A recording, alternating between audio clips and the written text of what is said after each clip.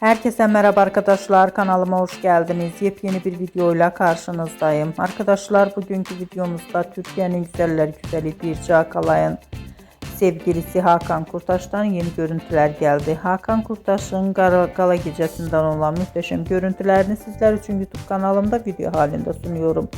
Umarım beğenirsiniz.